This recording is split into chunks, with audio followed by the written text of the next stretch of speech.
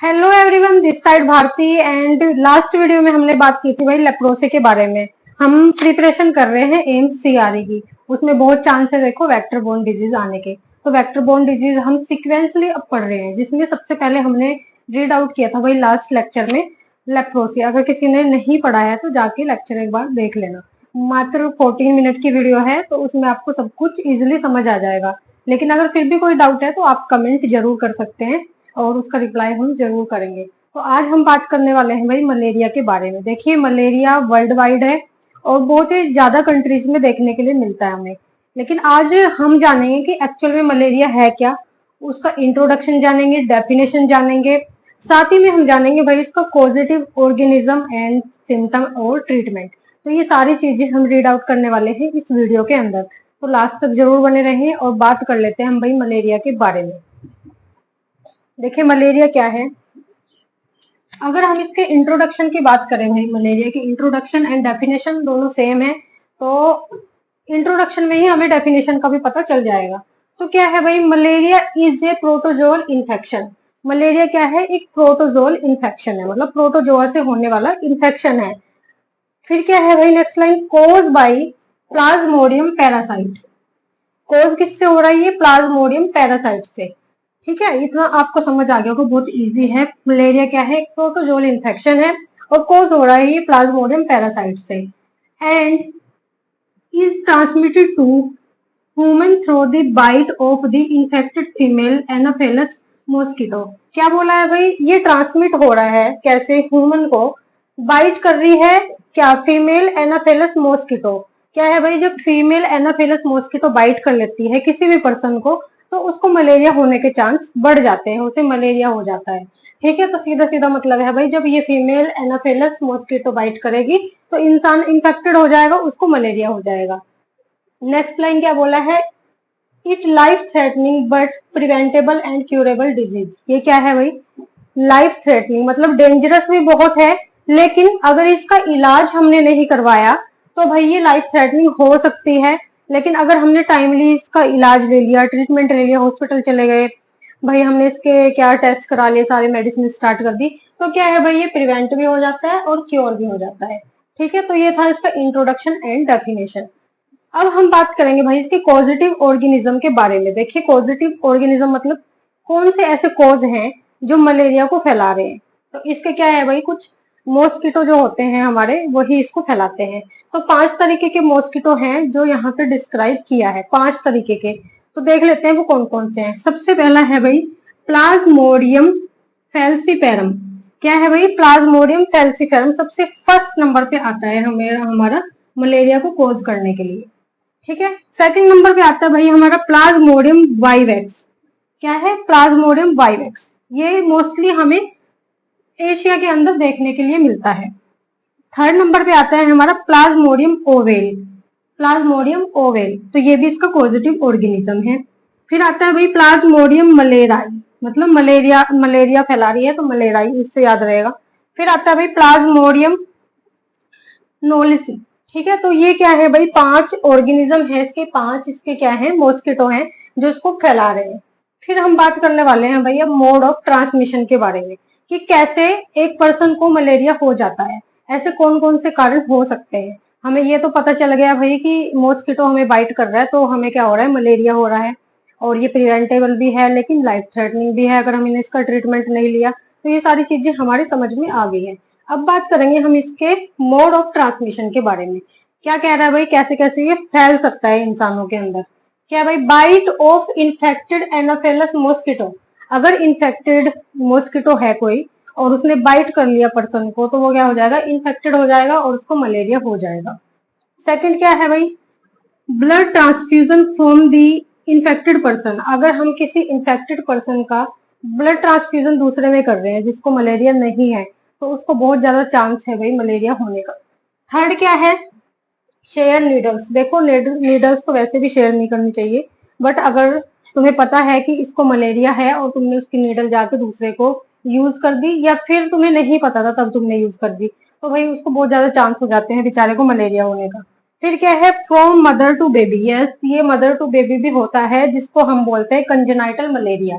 होपली ये चीजें आपको पता चल गई होगी। तो अब हम बात करने वाले हैं भाई इसके साइन एंड सिम्टम के बारे में कि क्या ऐसे सिम्टम्स हमें दिखेंगे कि हमें शक होगा, हमें पता चलेगा कि भाई पेशेंट क्या है मलेरिया से सफर कर रहा है। तो जान लेते हैं इसके साइन एंड सिम्टम के बारे में। देखो कौन कौन से सिम्टम्स हमें पेशेंट के अंदर देखने के लिए मिल सकते हैं। सबसे फर्स्ट नंबर पे आता है भाई कोल्ड स्टेज। इसकी कुछ स्टेजेस होती है, स्टेज के अकॉर्डिंग ही हमें सिम्टम का पता चलता है। तो कोल्ड स्टेज क्या बोल रही है भाई, इसमें आएगी पेशेंट को shivering and chills. Cold stage से ही पता चला। कोल्ड कोल्ड में क्या होता है, अगर पेशेंट को ठंड लगती है तो उसमें क्या होता है, पेशेंट को क्या होती है भाई शिवरिंग होती है। तो क्या है, शिवरिंग और चिल्स देखने के लिए मिलेगा हमें। फिर क्या है हॉट स्टेज, हॉट मतलब गर्म, ठीक है। तो उसमें क्या होगा, गर्म मतलब फीवर आने वाला है उसे, है ना।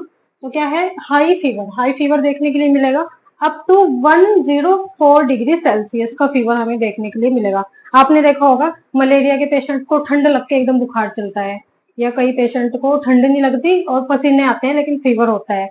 तो ये उनकी स्टेज के ऊपर डिपेंड करता है कि भाई उसे कौन से तरीके का फीवर से वो सफर कर रहा है। तो हॉट स्टेज में हमें फीवर देखने के लिए मिलेगा 104 से ऊपर। फिर क्या है स्वेटिंग स्टेज। स्वेटिंग स्टेज में क्या हो सकता है भाई, परफ्यूज स्वेटिंग, परफ्यूज होगी इसकी sweating and fever breaks. Fever के थोड़े थोड़े टाइम के बाद, 3 घंटे 4 घंटे बाद फीवर के एपिसोड्स देखने के लिए मिलेंगे। आपने देखा होगा पेशेंट बोलते हैं क्या कि सर जब तक मैं दवाई का असर रहता है तब तक तो बुखार नहीं होता है, लेकिन जब दवाई का असर खत्म हो जाता है तो मुझे फिर से बुखार आ जाता है। तो वो यही स्टेज होती है जिसमें होता है पेशेंट को फीवर्स के ब्रेक्स आते हैं बार बार, ठीक है। तो ये चीजें हमें इन तीनों स्टेज में पता चल जाती है कि कौन से स्टेज में कौन से सिम्टम हमें देखने के लिए मिलेंगे। फिर क्या है उसके कुछ अदर सिम्टम्स भी होते हैं जो कॉमनली देख सकते हैं हम जब हम एग्जामिनेशन करते हैं पेशेंट का या फिर हिस्ट्री लेते हैं। तो क्या है नोजिया एंड वोमिटिंग देखने के लिए मिलेगी हमें पेशेंट्स के अंदर। पेशेंट बताएगा कि मुझे नोजिया फील हो रहा है, मैं कुछ भी खा रहा हूँ तो मुझे उल्टी वाला मन हो रहा है। तो ये सारा सिम्टम देखने के लिए मिलेंगे। मसल पेन भी देखने के लिए मिलेगा। फटीक फील करेगा पेशेंट एंड जॉइंटिस देखने के लिए मिल सकता है भाई। और सीजर भी कुछ पेशेंट्स के अंदर हमें देखने के लिए मिल सकते हैं। तो now we are talk about incubation period. तो इनका इंक्यूबेशन पीरियड कितना रहता है। देखो अगर हम देखें प्लाज्मोडियम फैल्सीपेरम, जो मैंने आपको स्टार्टिंग में बताए थे उसके पॉजिटिव ऑर्गेनिज्म, तो उन्हीं के बिहाफ पे जो वो पॉजिटिव ऑर्गेनिज्म है उन्हीं के बिहाफ पे भाई इसका इंक्यूबेशन पीरियड डिपेंड करता है। तो वो याद करना बहुत ज्यादा जरूरी है। तो क्या है हमें पता होना चाहिए प्लाज्मोडियम फैल्सीफेरम है जैसे सबसे फर्स्ट में, ये इंडिया में ज्यादा देखा जाता है। इंडिया में सबसे ज्यादा देखा जाता है और इसका टाइम ड्यूरेशन रहता है 12 डेज, 12 दिन का इंक्यूबेशन पीरियड रहता है प्लाज्मोडियम फैल्सीफेरम। ये हमारे इंडिया के अंदर देखने के लिए मिलता है। ये वाला मलेरिया सबसे ज्यादा देखने के लिए मिलता है। फिर आता है भाई सेकंड पे प्लाज्मोडियम बाइवेक्स एंड ओवेल। तो प्लाज्मोडियम बाइवेक्स और ओवेल का जो इंक्यूबेशन पीरियड रहता है वो रहता है 14 डेज का। एंड वहीं पे अगर हम बात करें प्लाज्मोडियम मलेरियाई के बारे में, ये रहता है भाई 30 डेज का, सबसे ज्यादा रहता है प्लाज्मोडियम मलेरिया का। ठीक है। तो अब हम बात करने वाले हैं डायग्नोस्टिक टेस्ट के बारे में कि कौन से ऐसे टेस्ट हैं जो हम कराएंगे और हमें पता चल जाए कि पेशेंट भाई क्या है मलेरिया से सफर कर रहा है। तो कौन से वो है भाई इसका टेस्ट देख लेते हैं। सबसे पहले आता है पेरिफेरल ब्लड स्मीयर, जिसको हम गोल्ड स्टैंडर्ड टेस्ट भी बोलते हैं। तो ये सबसे फर्स्ट प्रियोरिटी पे आता है कि गोल्ड स्टैंडर्ड टेस्ट हम मलेरिया के अंदर पेशेंट को प्रिस्क्राइब करते हैं ताकि वो उसको करा ले। ठीक है। फिर आता है भाई रैपिड डायग्नोस्टिक टेस्ट। ये जैसे रैपिडली हम चेक करते हैं, है ना, रैपिडली उसी टाइम पे हमें पता चल जाता है। तो ये होता है पॉजिटिव और नेगेटिव आता है ये। तो ये टेस्ट कराया जाता है पीसीआर टेस्ट भी इसके अंदर हम यूज में लेते हैं। सीरोलॉजी टेस्ट भी कराते हैं और लास्ट में सीबीसी भी जरूर कराते हैं। उसमें पेशेंट का इन्फेक्शन पता चल जाता है, हमें प्लेटलेट्स काउंट पता चल जाता है, डब्ल्यूबीसी पता चल जाती है। तो वो सारी चीजें हमें क्या हिंट दे देती है कि भाई पेशेंट किस साइड जा रहा है, उसका कहाँ मूव कर रहा है, उसकी डब्ल्यूबीसी बढ़ी है या प्लेटलेट्स बढ़ी हैं, तो इन्फेक्शन कितना है कितना नहीं, डब्ल्यूबीसी कितनी है, ये सारी चीजें हमें जल्दी से बता देती है कि भाई पेशेंट कौन सी चीज से सफर कर रहा है। तो अब हम इसकी बात करेंगे भाई ट्रीटमेंट के बारे में कि क्या ट्रीटमेंट हम इसका दे सकते हैं। तो यही से क्वेश्चन बनते हैं सबसे ज्यादा, एक इसके टेस्ट पे बनता है कि कौन सा टेस्ट सबसे फर्स्ट प्रायोरिटी पे रखा जाता है, कौन सा टेस्ट हम मलेरिया के अंदर कराएंगे। ये भाई गोल्ड स्टैंडर्ड टेस्ट कराते हैं या पेरिफेरल ब्लड स्मीयर, दोनों नाम से आ सकता है। और इंक्यूबेशन पीरियड पे पूछा जाता है और इस पे तो नहीं पूछा जाता, लेकिन हाँ जो मैंने आपको पॉजिटिव ऑर्गेनिज्म बताए थे उनके बारे में पूछा जाता है। तो अब हम बात करेंगे इसके ट्रीटमेंट के बारे में बात करें तो ट्रीटमेंट इसका सिंपली दिया जाता है। देखिए किस कंडीशन के ऊपर। सबसे पहले है इसकी जो कंडीशन है अनकॉम्प्लिकेटेड मलेरिया, मतलब अगर मलेरिया में कोई कॉम्प्लिकेशन नहीं आ रही है, सिर्फ हमें डायग्नोज हुआ है कि मलेरिया है पेशेंट को, और मलेरिया भी कौन सा टाइप का है जो कि हमें गोल्ड स्टैंडर्ड टेस्ट में पता चल जाता है, या तो प्लाज्मोडियम वाइवेक्स से इन्फेक्टेड है पर्सन या प्लाज्मोडियम ओवेल से इन्फेक्टेड है।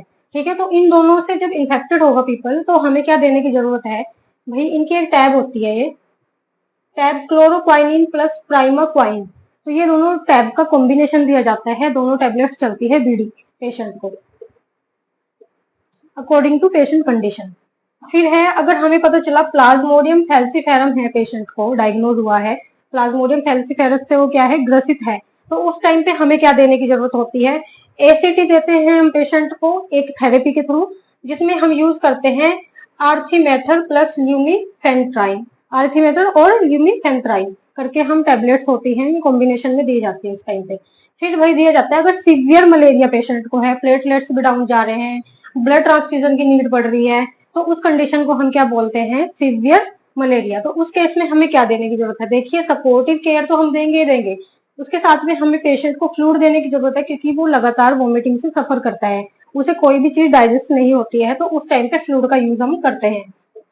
आईवी फ्लूइड्स देते हैं पेशेंट को, इनटेक आउटपुट मेंटेन करते हैं उसका, और एंटीपायरेटिक्स ड्रग्स देते हैं क्योंकि वो सफर कर रहा होता है भाई फीवर से, कुछ पेशेंट हाई ग्रेड फीवर से करते हैं, कुछ लो ग्रेड से, तो वो उस टाइम पे एंटीपायरेटिक का यूज किया जाता है। और ब्लड ट्रांसफ्यूजन इफ नीडेड, अगर पेशेंट का HB7 से कम चला गया तो उस टाइम पे हम ब्लड ट्रांसफ्यूजन करते हैं। तो ये सारी चीजें यूज में ली जाती है। वहीं अगर हम बात करें इसकी प्रिवेंशन के बारे में कि कैसे कैसे हम इसे प्रिवेंट कर सकते हैं, देखिए ज्यादातर ये विलेज एरिया में देखने के लिए मिलता है हमें मलेरिया के केसेस ज्यादा, लेकिन ऑफ कोर्स अगर आपको हो गया है तो आपको सबसे पहले जरूरत है कि आप मॉस्किटो और नेट्स यूज करें, ताकि आप कम से कम संपर्क में आए भाई तो इसके मॉस्किटोज के, और आप फुल स्लीव्स के क्लोथ्स डालें अपने घर पे, एंड कुछ मेडिसिन होती है ऑल आउट्स वगैरह यूज करें अपने घर में, ताकि मच्छरों का कम से कम आपके ऊपर वो हो। और बाहर अपने सराउंडिंग अगर आपको लग रहा है कि भाई ऐसा वाटर वाला एरिया है, या कुछ लगा लो कि भाई खेत वेत के बीच में तुम रहते हो, तो वहां पे आपको रेगुलरली वीकली आपको क्या कराने की जरूरत होती है, स्प्रे कराने होते हैं, ताकि मच्छरों से आप बच सको। तो ये सारे इसके प्रिवेंशन रहते हैं एंड ये इसका ट्रीटमेंट रहता है। होपली आपको ये चीजें समझ आई होंगी, लेकिन अगर फिर भी कोई आपको क्वायरी है तो आप कमेंट बॉक्स में जरूर पूछ सकते हैं। और हम रीड कर रहे हैं वेक्टर बोर्न डिजीज, लास्ट में हमने बात की थी भाई लेप्रोसी के बारे में, आज हमने रीड किया है मलेरिया। तो होपली आपने अंडरस्टूड किया होगा, और नेक्स्ट लेक्चर हम टाइफाइड पे लेके आएंगे। तो बने रहे वीडियो के साथ साथ और सपोर्ट करें यार, और चैनल को सब्सक्राइब करें जरूर, एंड लाइक करें, और मिलते हैं नेक्स्ट वीडियो में, तब तक के लिए बाय बाय।